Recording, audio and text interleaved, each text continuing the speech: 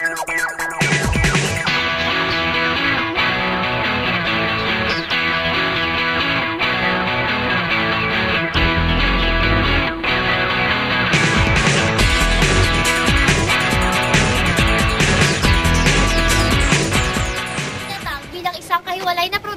Ilocos ni Haring Ferdinand VII ng Espanya noong panahon ng mga Espanyol.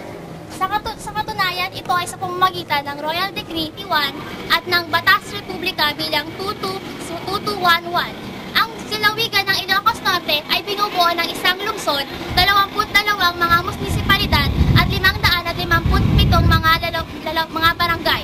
Ang lalawigan ng Ilocos Norte sa paglipas ng panahon matapos itong sakupin ni Juan de Salcedo ay tinatag nila ang lawag bilang Kapitolyo at sentro ng industriya dito sa lalawigan ng Ilocos. Sa paglipas ng panahon ay umusad ang industriya ng agrikultura at kinilala ang lalawigan na ito, partikular na ang lawag sa pagpuproduce ng mga kamatis gayon din ng bawang. Bukod pa rito, ang lalawigan ng Ilocos Norte ay kilala sa pagkakaroon ng maraming mga tourist spot. Sa katunayan, isa ito sa mga pangunahing tourist spot na nagdadala ng pondo para sa ating pamahalaan. Kilala ang Ilocos Norte sa pagkakaroon nito ng mga makalumang tahanan at ng mga makalumang simbahan. Isa na nga rito ay ang Paway Church. Ang Paway Church o ang San Agustin Church. Ito ay matatagpuan dito sa Ilocos Norte. Ito ay tinuturing na isa sa mga pinakamatandang mga simbahan dito sa ating bansa. Sa katunayan, ay nabibilang ito sa UNESCO's Heritage List na pinangangalagaan hindi lamang ng ating bansang Pilipinas, gayon din ng United Nations. Ito ay kasalukuyang pinepreserba para sa paggamit ng ating kasalukuyang henerasyon, gayon din sa mga susunod pa.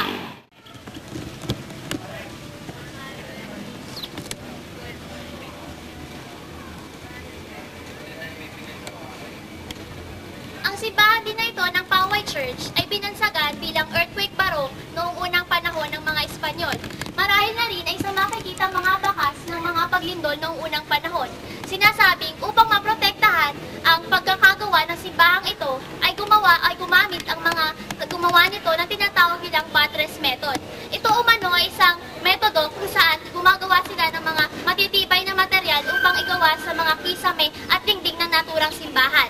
Sinasabing ang mga dingding na ito ay gawa mula sa pinaghalong koral at mga bato upang maging matatag na panangga sa pagdating ng mga lindol at kalamidad sa mga di inaasang pangyayari dito sa lungsod, dito sa simbahang ito ng Paway. Hirapan na yung arcade.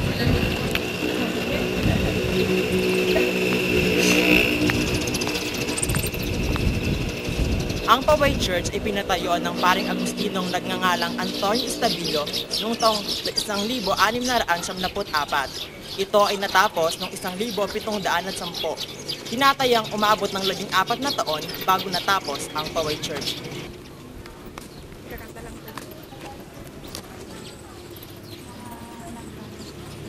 Ang simbahang ito ay binubuo ng pinaghalong coral reefs at bricks.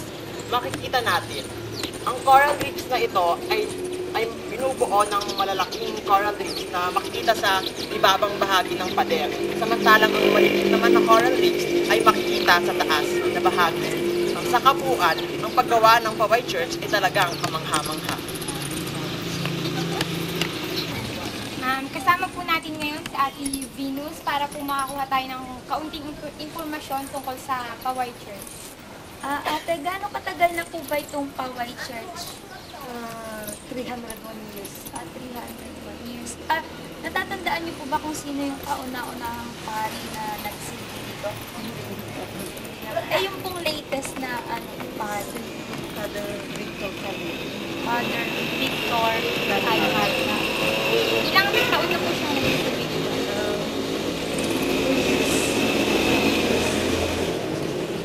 Ate, paano na po napapanatili ang kagandahan at kaayusan nitong simbahan?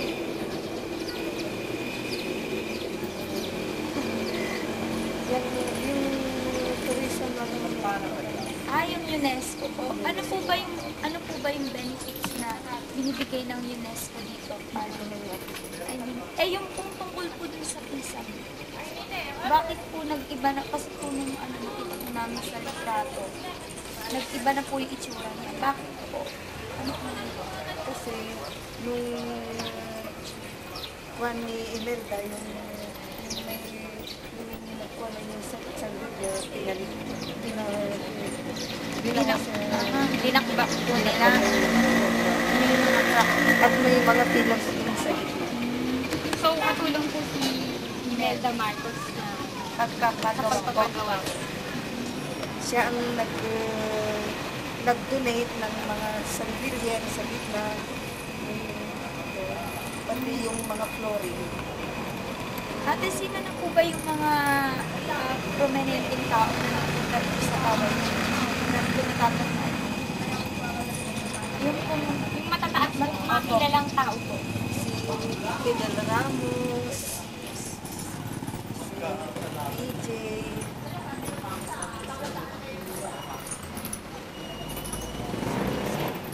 Si, ano, si Christopher Garcia, nagpunta daw dito last week. last week na po. Ano naman po ginawa? Sina, yung mga senator, nung nagkampanya sila, Quintata, si Enrique, yung babae, hindi,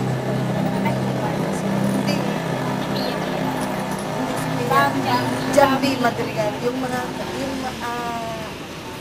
kasama ng FPJ noon. May binigay po ba silang ano dito, tutulong para mapanatili po itong ayos dito?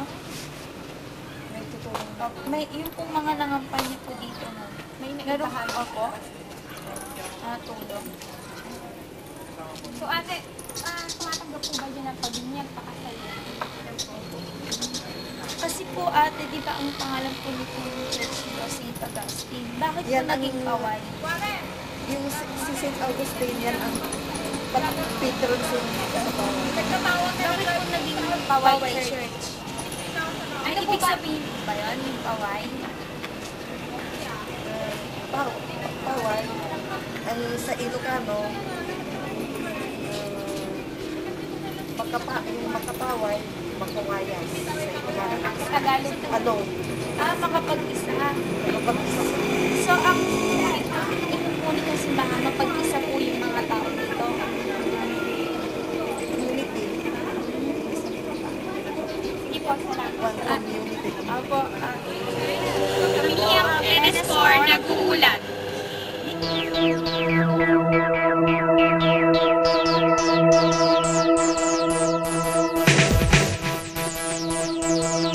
Thank